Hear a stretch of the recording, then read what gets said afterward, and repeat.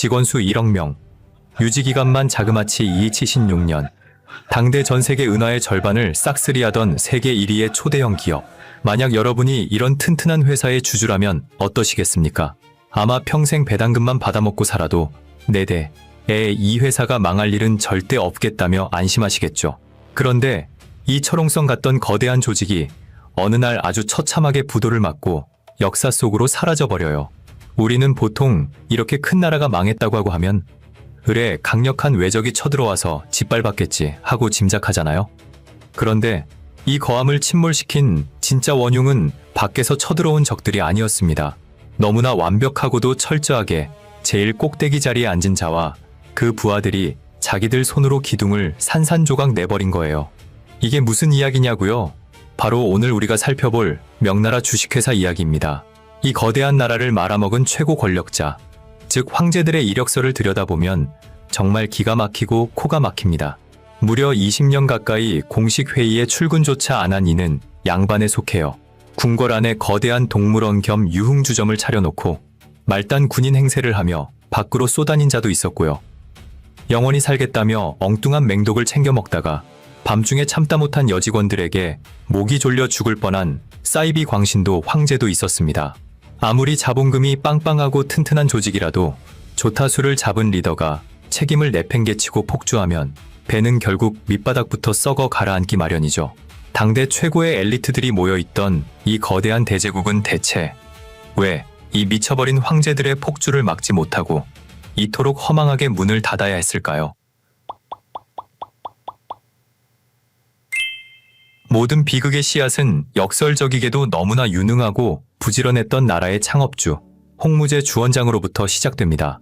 명나라를 세운 주원장은 인류 역사상 유례를 찾아보기 힘들 정도로 그야말로 맨밑바닥 흙수저에서 최고 권력자가 된 인물이에요. 찢어지게 가난한 농부의 아들로 태어나서 탁발승으로 구걸까지 하러 다녔던 그는 산전수전 공중전을 다 겪으며 마침내 거대한 제국을 건설했죠. 하지만 그 험난한 생존투쟁을 거치면서 그에게는 아주 치명적인 병이 하나 생겨버려요. 바로 그 누구도 믿지 못하는 지독한 의심병이었습니다. 보통 이렇게 거대한 나라를 세우고 나면 고생한 개국 공신들에게 벼슬도 넉넉히 주고 권력을 적당히 나눠주기 마련이잖아요. 그런데 주원장의 생각은 완전히 달랐습니다. 자기가 죽고 나면 부하들이 반란을 일으킬까봐 아예 쿠데타의 싹을 잘라버리겠다면서 오늘날의 국무총리 자리에 해당하는 승상제도를 영구히 없애버린 거예요. 나라의 굵직한 부서들을 황제가 직접 통제하는 독박 결제 시스템을 만들어버린 겁니다. 제일 윗선의 우두머리와 밑에 신하들 사이에 1차로 업무를 조율해줄 중간 관리자를 싹 다 날려버린 셈이죠. 자, 중간에서 서류를 걸러줄 총리가 없으니 어떤 일이 벌어졌을까요? 전국의 모든 골치 아픈 보고서가 오직 한 사람, 황제의 책상 위로 쓰나미처럼 쏟아지기 시작합니다. 당시 기록을 보면 정말 입이 떡 벌어져요. 어느 8일 동안의 업무 일지를 살펴보니 주원장이 직접 읽어본 상소문이 자그마치 1660건이었고 그 안에서 처리한 세부 안건이 무려 3391건에 달했다고 전해집니다. 이걸 수치로 계산해보면 황제가 하루 평균 약 400건 꼴로 결제 도장을 찍어댔다는 뜻이에요. 하루에 400건이라니 이게 과연 사람 사는 일정이 맞습니까?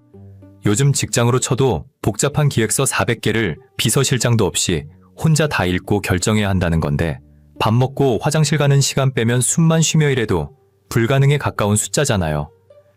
여기서 잠시 우리 조선시대와 비교를 한번 해볼게요. 조선의 임금 중에서도 소문난 일 중독자로 꼽히는 영조나 정조대왕조차도 새벽부터 밤늦게까지 빡빡한 일정을 소화하셨습니다.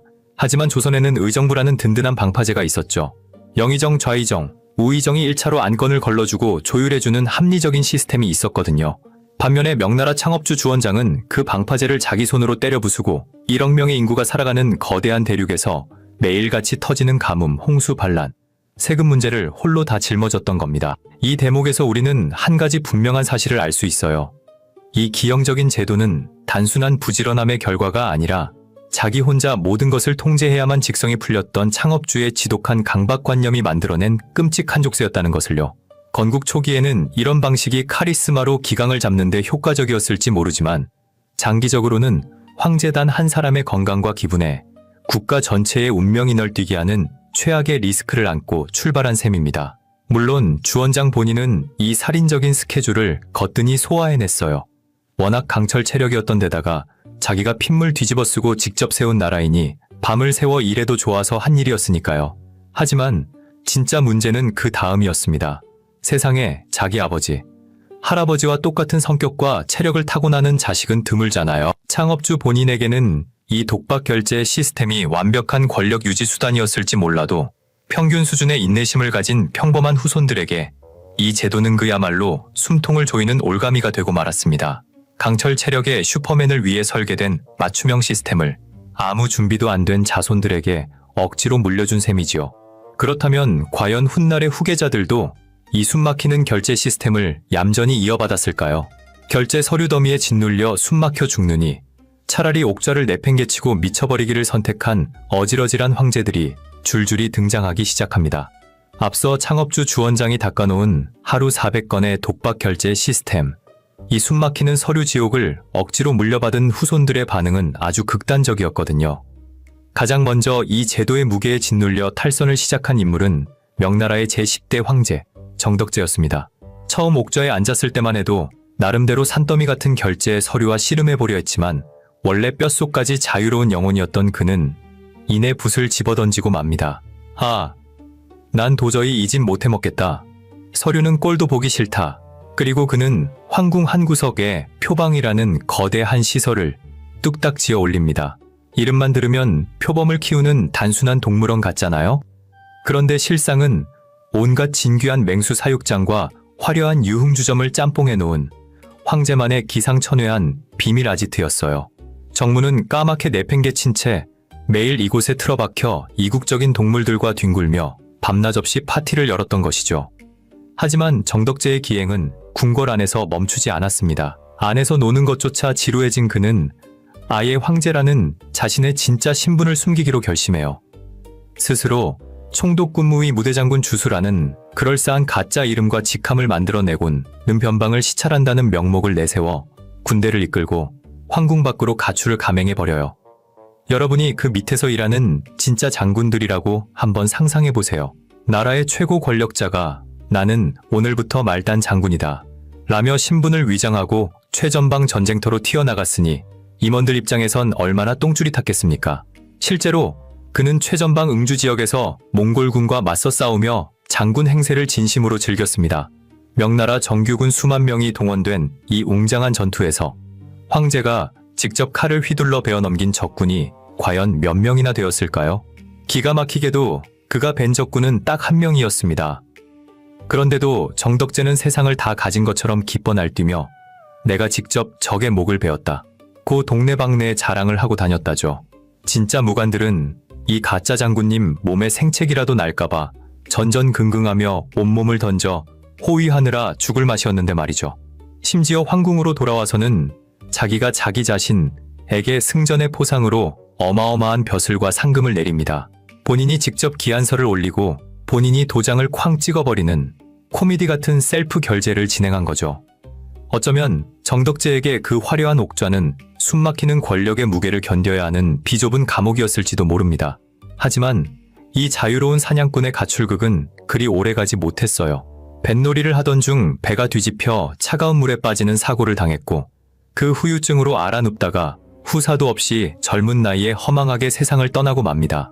황제의 자리가 갑자기 비어버리자 명나라 조정은 급히 그의 사촌 동생을 새로운 주름잡이로 모셔오는데 그가 바로 제11대 황제 가정제입니다. 초기에는 이 새 황제가 정덕제가 어질러 놓은 궁궐을 치우며 그럭저럭 나라를 잘 굴리는 듯 보였습니다.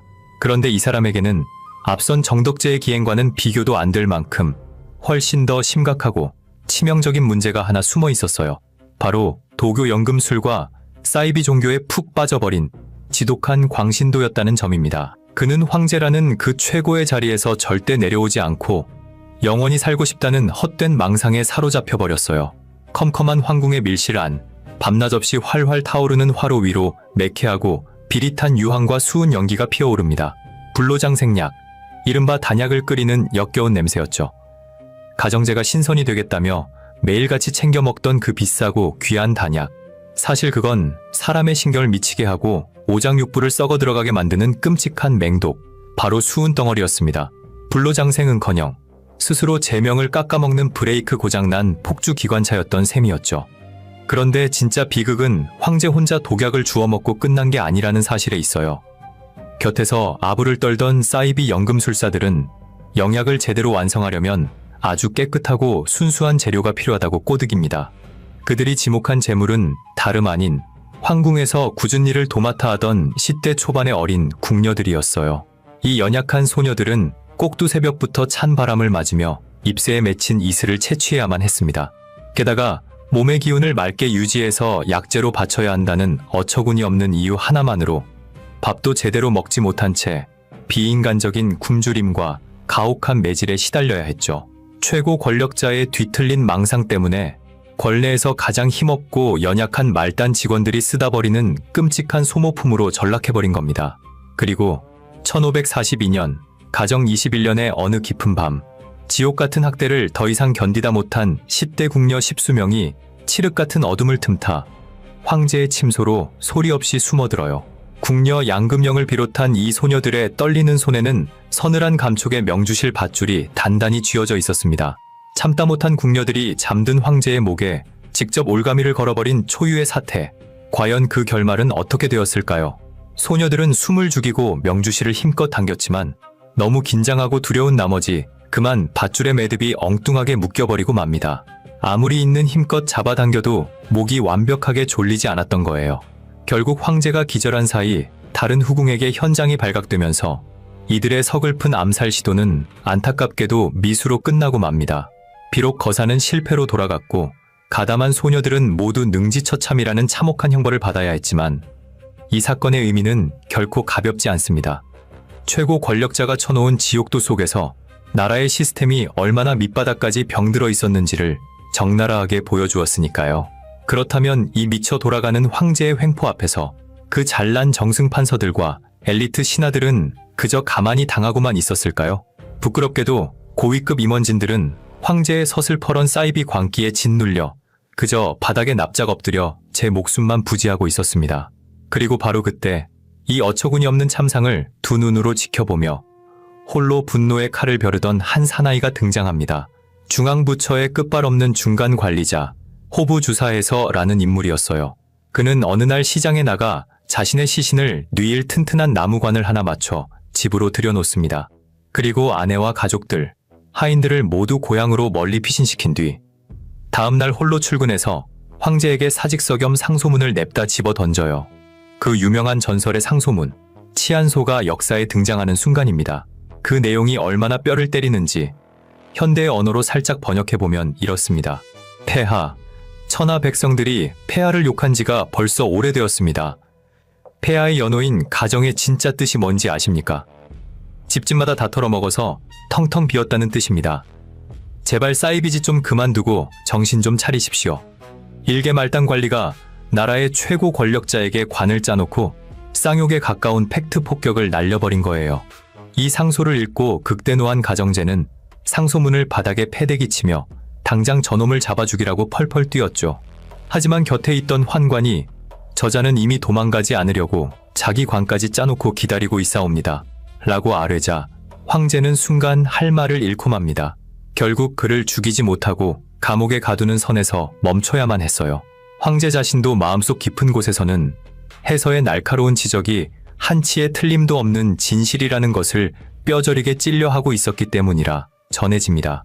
이 일련의 피비린내 나는 사건들을 쭉 지켜보면 한 가지 씁쓸한 진실이 보이지 않으세요? 시스템의 타락을 정면으로 비판하고 목숨을 걸고 브레이크를 밟으려 했던 이들은 녹봉을 두둑이 받던 고위층이 아니었습니다.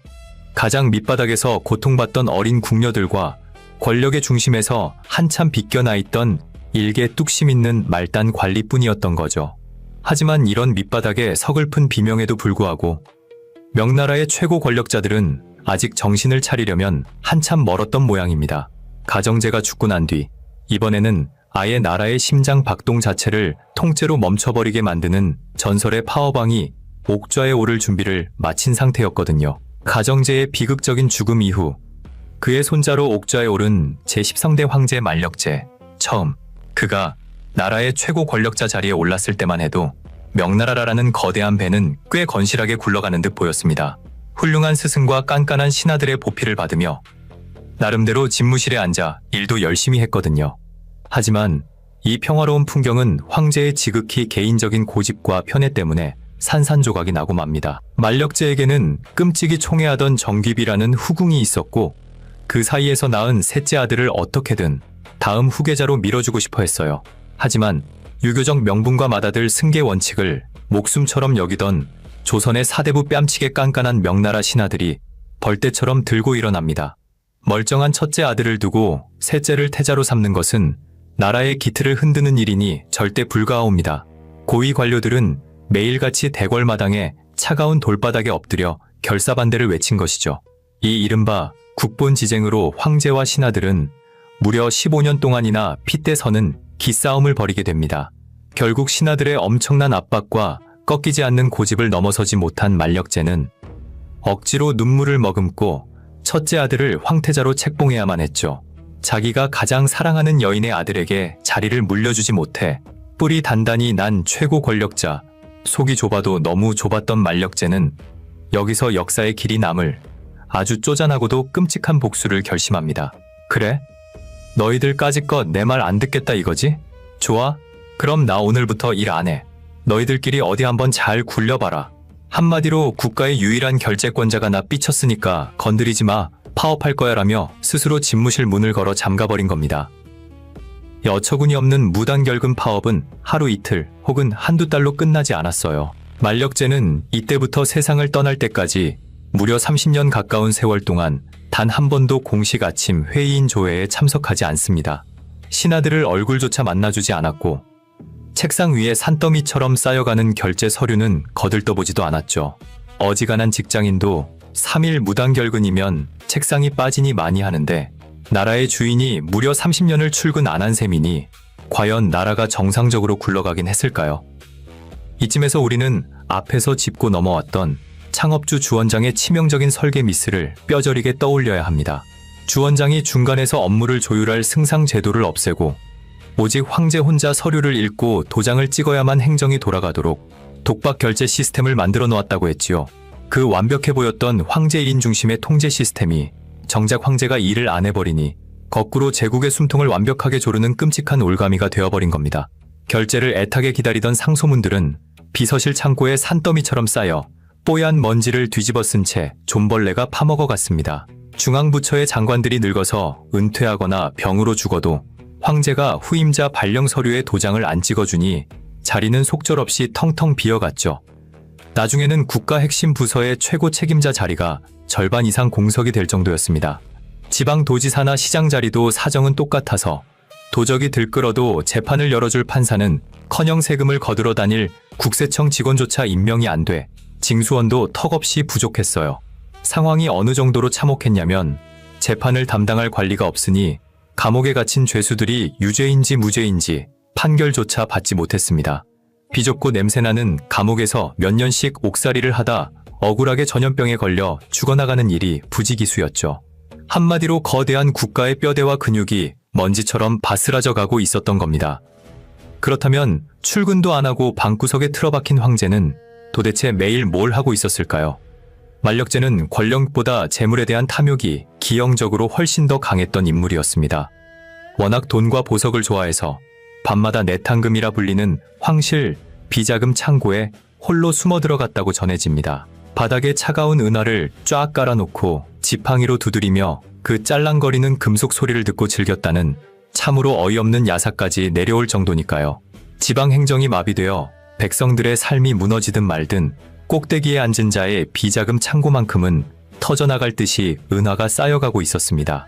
그런데 신기한 건 결제 도장이 완전히 멈춰버리고 국정 최고 책임자가 방구석에서 돈만 세고 있었는데 어째서 이 거대한 명나라는 당장 폭삭 망하지 않고 버텼을까요?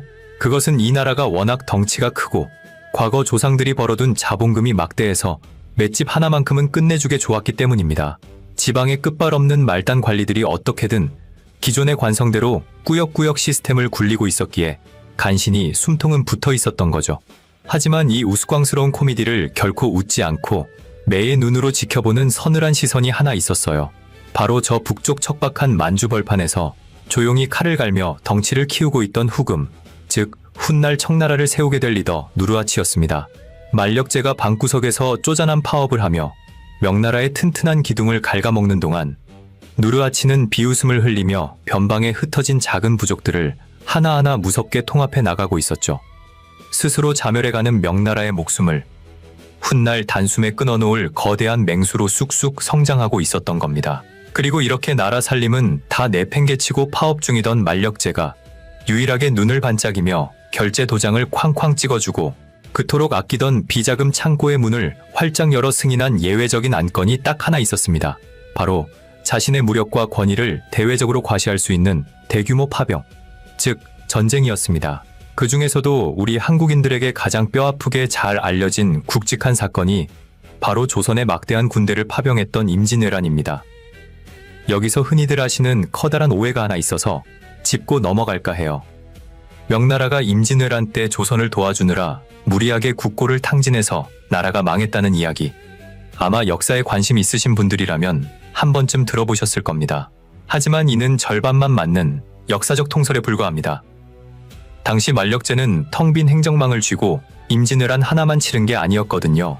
서북쪽 변방에서 일어난 대규모 반란인 보바이의 난과 서남쪽 깊은 산골에서 터진 양응룡의 난까지 이른바 만력 3대정이라 불리는 거대한 전쟁 3개를 거의 동시에 치르고 있었던 상황입니다. 물론 조선의 엄청난 수의 군대와 천문학적인 은화를 쏟아부은 것은 명백한 사실이죠. 하지만 임진왜란 단 하나 때문에 튼튼했던 나라가 쫄딱 망했다기보다는 이 엄청난 규모의 3가지 전쟁을 연달아 치르면서 재정 기둥이 뿌리째 크게 휘청였다고 보는 것이 훨씬 정확한 시각입니다. 상식적으로 한번 생각해보세요. 황제가 수십 년을 결근하며 썩은 행정망 때문에 세금도 제대로 거치지 않는 상황이었잖아요.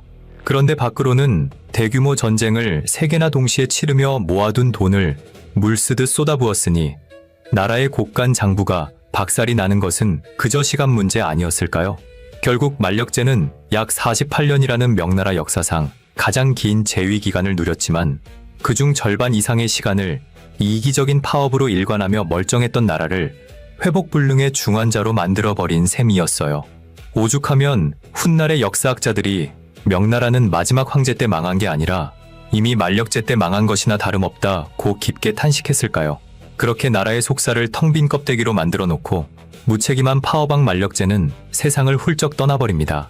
그리고 황제가 그토록 오랫동안 비워둔 눅눅하고 어두운 권력의 공백을 틈타 명나라 역사상 가장 기괴하고 끔찍한 빌런이 옥좌를 집어삼키기 위해 스멀스멀 기어나오기 시작합니다. 만력제가 남겨둔 텅 빈 결제판과 너덜너덜 해진 나라의 곳간, 이 끔찍한 난장판을 이어받은 15대 황제 청계제 역시 국정을 수습할 마음이나 능력은 털끝만큼도 없었습니다. 그에게는 백성들을 돌보는 골치 아픈 정치보다 대궐 한 구석에서 톱질하고 대패질을 하는 목공예가 훨씬 더 중요하고 즐거웠거든요. 황제가 온몸에 톱밥을 뒤집어쓰고 나무 토막과 씨름하며 정무에 통 관심을 보이지 않자 비어버린 옥좌를 노리고 어둠의 그림자가 나타납니다. 그 막강한 권력을 가로챈 사람들이 과연 똑똑한 신하들이었을까요? 천만에요. 만력제 시절에 그 지긋지긋한 파업 기간을 겪으면서 명나라 조정의 정상적인 관리들은 완전히 이빨 빠진 호랑이가 되어버린 지 오래였습니다.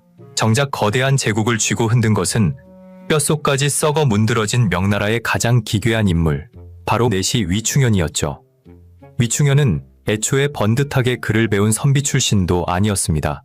젊은 시절 도박 빚에 쪼들려 깡패들에게 쫓기다가 살 길이 막막해지자 스스로 자신의 몸을 거세하고 권례로 굴러들어온 밑바닥 인생이었어요. 그런데 고상한 글 공부 따위에는 영 관심이 없던 이 무식한 자가 어떻게 나라의 1인자가 되었을까요? 천계제가 땀을 뻘뻘 흘리며 대패질에 푹 빠져 있을 때 위충현은 슬금슬금 다가가 결제 서류를 대충 읽어주며 귓가에 속삭였습니다. 폐하, 이런 골치 아픈 일은 소인이 알아서 척척 처리할 테니 걱정 마시고 목공에나 전념하시지요. 그러자 황제는 귀찮다는 듯 그래, 내가 알아서 도장 찍어라 라며 나라의 모든 권한을 덜컥 넘겨버리고 맙니다. 오늘날로 치면 국가의 모든 인사를 결정하는 비서실장 자리를 글도 제대로 모르는 동네 깡패 출신에게 맡겨버리고 군주는 퇴근해버린 셈이죠.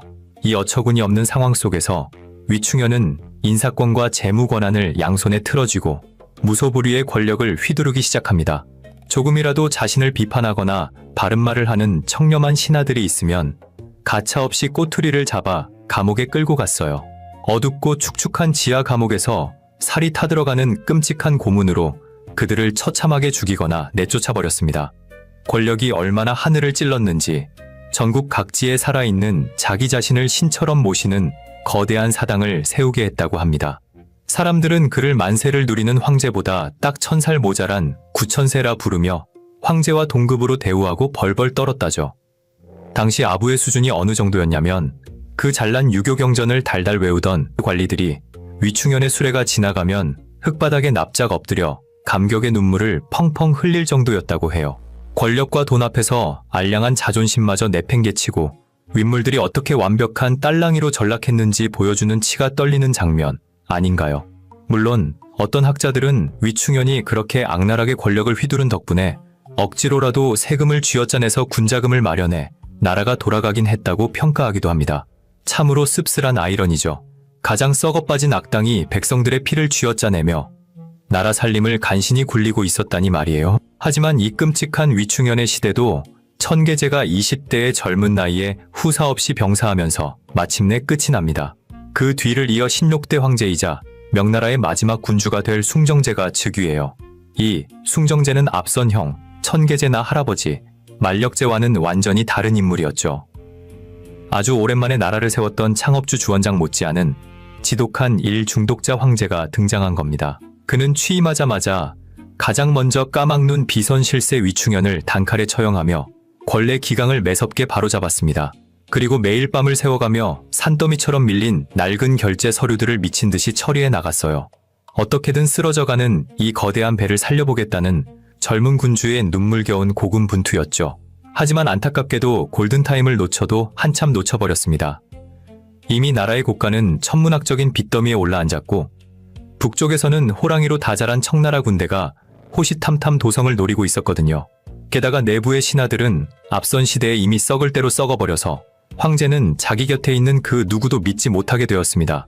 상황이 이렇다 보니 숭정제는 200여 년 전의 창업주 주원장처럼 극심한 의심병에 시달리기 시작합니다. 자신만 빼고 모두가 썩어빠진 놈들이라 생각하니 아무리 유능하고 충직한 신하라도 곁을 내어주지 못했던 거예요. 결국 이 끔찍한 의심병이 숭정제의 눈을 완벽하게 멀게 했고 역사에 길이 남을 치명적인 실수를 저지르고 맙니다. 북쪽 국경을 든든하게 방어하던 명나라의 전설적인 명장 원숭안을 자기 손으로 잔인하게 죽여버린 사건. 당시 청나라 군대는 저 원숭안 장군이 버티고 있는 한 명나라를 절대 무너뜨릴 수 없다고 판단했습니다. 그래서 아주 얄팍한 이간질 소문을 널리 퍼뜨렸죠. 원숭안이 우리 청나라랑 몰래 뒤로 손을 잡고 반역을 준비한다더라 하는 아주 뻔하고 유치한 헛소문 말이죠.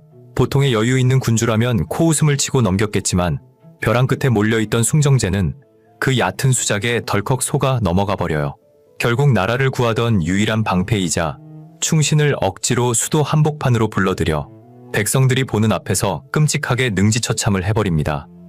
누가 충신이고 간신인지 구별할 눈마저 잃어버린 리더가 스스로 자기 집의 마지막 방아화벽을 시원하게 폭파해버린 돌이킬 수 없는 헛발질이었던 거예요. 마음이 한층 더 다급해진 숭정제는 텅 빈 국고를 어떻게든 채우기 위해 무리한 구조조정의 칼을 억지로 뽑아들게 됩니다. 국가 예산만 축내는 부서들을 통폐합하기 시작했는데 그중 하나가 바로 전국 곳곳에 흩어져 있던 통신 및 숙박시설인 역참이었어요. 나라는 망해가는데 역참 관리들은 툭하면 공금을 횡령하고 백성들에게 뇌물을 뜯어내니 황제 입장에서는 그저 돈 먹는 하마로 보였던 것이죠. 숭정제의 과감한 구조조정 결제 도장 한 번에 무려 수만 명의 역참 직원들이 하루아침에 밥줄이 끊기고 길거리로 나앉게 되었습니다. 그런데 이 결정은 구멍난 배를 고쳐보려다 오히려 도끼로 배 밑바닥을 시원하게 뚫어버린 최악의 자충수가 되고 말았어요. 하필이면 그때 그 무자비한 해고 통보를 받고 절망과 분노로 부들부들 떨던 수많은 실직자 중에 나라를 통째로 뒤엎을 아주 위험한 사나이가 한 명 섞여 있었거든요. 그의 이름은 바로 이자성이었습니다. 하루아침에 멀쩡한 직장을 잃고 끼니조차 잊지 못하게 된 이자성은 깊은 절망감에 휩싸입니다. 결국 배고픔을 견디다 못한 그는 분노의 창을 집어들고 농민 반란군의 우두머리로 무섭게 각성하고 말아요. 물론 우체국 직원들을 대량 해고한 사건 하나만으로 명나라가 쫄딱 망한 것은 절대 아닙니다. 이미 만력제 시절부터 수십 년간 켜켜이 쌓여온 혹독한 가뭄, 살인적인 세금 폭탄, 썩어빠진 관리들의 부정부패에 신음하던 농민들의 분노가 폭발 직전의 임계점에 달해 있었잖아요. 이자성의 해고는 그저 그 거대한 폭탄에 불을 붙인 상징적인 도화선이 된 운명의 장난일 뿐이었습니다. 해고 통보를 받고 복수심에 불타오르던 전직 우체국 직원 이자성의 매서운 시선, 그의 두 눈에는 오직 저 무능력한 권력자들이 또아리를 틀고 앉아있는 베이징 자금성만이 뚜렷하게 들어올 뿐이었죠. 결국 이 벼랑 끝에 몰린 실직자가 이끄는 거대한 반란의 불길은 걷잡을 수 없이 맹렬하게 번져갔고 마침내 명나라의 심장부인 도성 앞마당까지 들이닥치게 됩니다. 1644년의 따스한 봄날, 마침내 베이징 자금성의 육중한 정문이 박살나며 이자성의 반란군이 거침없이 쏟아져 들어옵니다. 명나라라는 거대한 배가 완벽하게 침몰하는 마지막 순간이었죠. 적들의 서늘한 칼끝이 턱 밑까지 들이닥친 그 절망적인 아침, 마지막 황제 숭정제는 텅 빈 조정에서 긴급회의를 소집하는 종을 미친 듯이 쳐댔죠.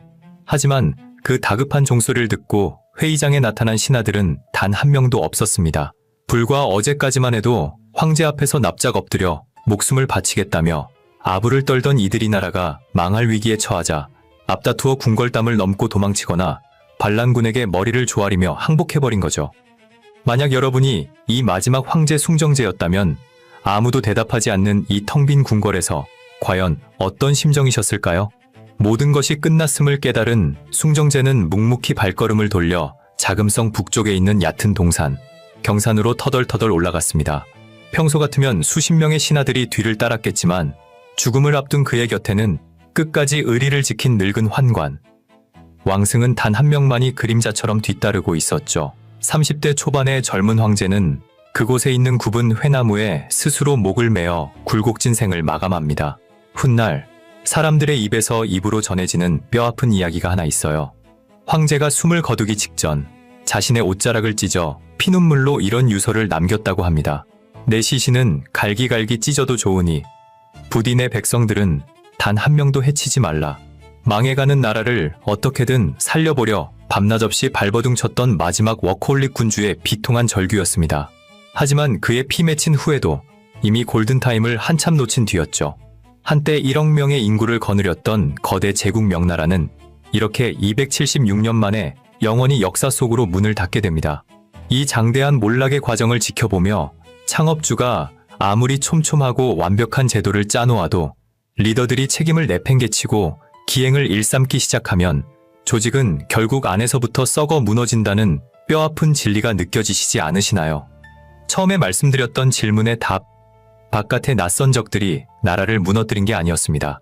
무려 20년간 출근을 거부한 파어방, 목공회에 미친 군주, 충신을 몰라보는 의심병 환자, 그리고 권력 앞에 알량한 자존심을 팔아넘긴 간신배들이 합심해서 자기들 손으로 튼튼했던 기둥을 뽑아버린 셈이지요. 여러분은 이 어처구니 없는 명나라 파산기의 가장 큰 원흉이 누구라고 생각하시나요? 오늘 이야기를 들으시며 떠오른 가장 얄밉고 한심한 인물이 있다면 댓글로 여러분의 날카로운 생각과 연륜이 담긴 의견을 자유롭게 남겨주시고 구독과 하이프도 꾹 눌러주세요. 끝까지 함께 해주셔서 감사합니다. 호기심 사록이었습니다.